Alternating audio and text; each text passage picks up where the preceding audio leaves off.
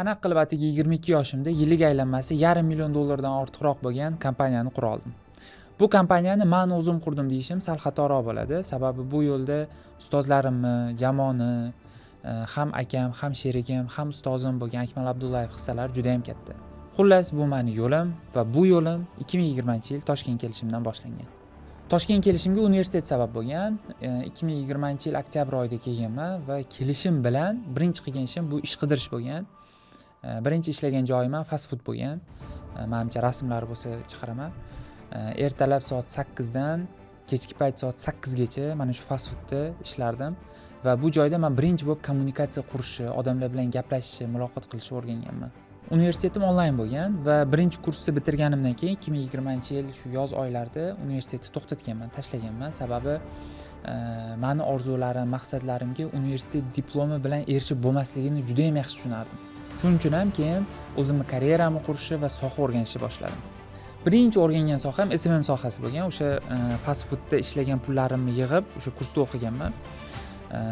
SMM sohasida bitta kompaniyaga ishga kirganman, yaxshi natijalar qilganman. Lekin o'zimdan ko'nglim to'lmasdi. Nimaga?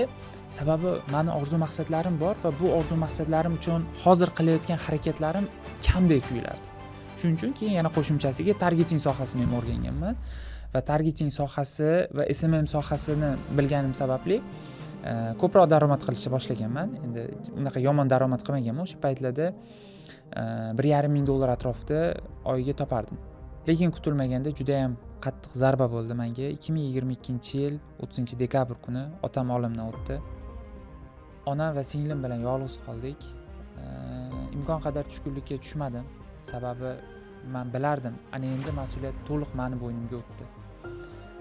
Oldingidek men endi faqat o'zim uchun emas, balki butun oilam uchun harakat qilishim kerak edi.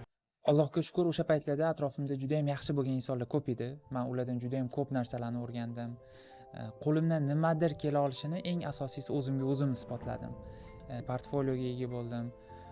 Qaysidir ma'noda bozorda odamlar tanishishni boshladi. Va men juda ham xursand edim bundan. Va ular orqali men sekin-sekin zapus sohalariga kirishni boshladim. Zapus o'zi nimaligini bilmaydiganlar bo'lishi mumkin. Men ozgina tushuncha berib o'tib ketaman. Zapus bu biror bir auditoriyani yig'ish va o'sha auditoriyani qizdirib, biror bir mahsulotni sotish. Masalan, deylik, o'sha Apple dunyoda o'zi birinchi bo'lib zapusk texnikasini ishlatgan kompaniya bo'ladi.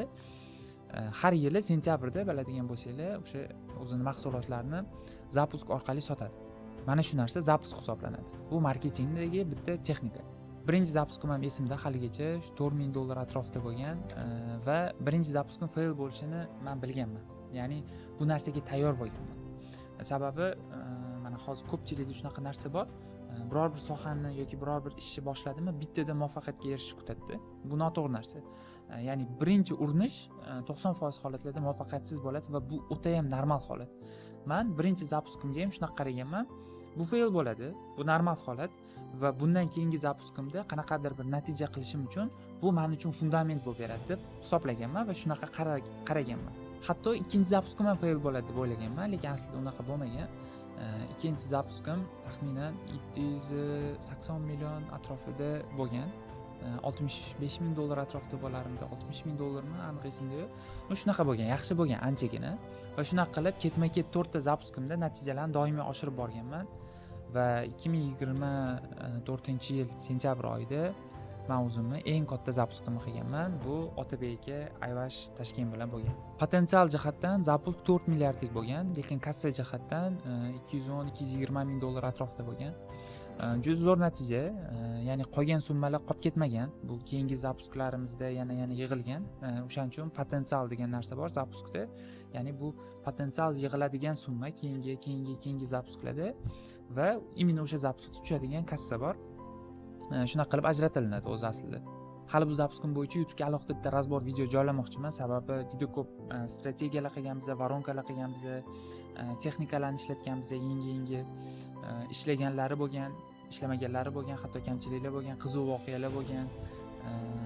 Buni hali bitta alohida razbor qilib YouTube'ga video joylayman. Bu orada kasb o'quv markaziga ham asos solganmiz.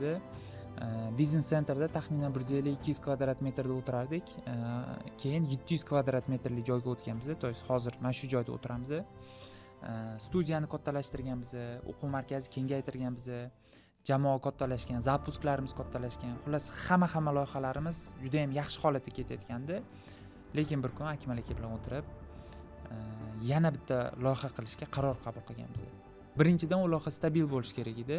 Sababi zapusklarda stabillik yo'q. Sababi siz har oy zapusk qila olmaysiz. Ikkinchidan, mahsulot bizga to'liq tegishli bo'lishi kerak edi. Sababi zapusklarda mahsulot bizga tegishli bo'lmaydi. To'g'ri, biz zapuskni biz o'tkazamiz, lekin misol uchun Otabek aka yoki Sherstok aka biza bilan butun umr ishlamaydi-yu. Ya'ni ular o'zi mahsulot. Zapuskda o'sha ekspertni o'zi mahsulot bo'ladi.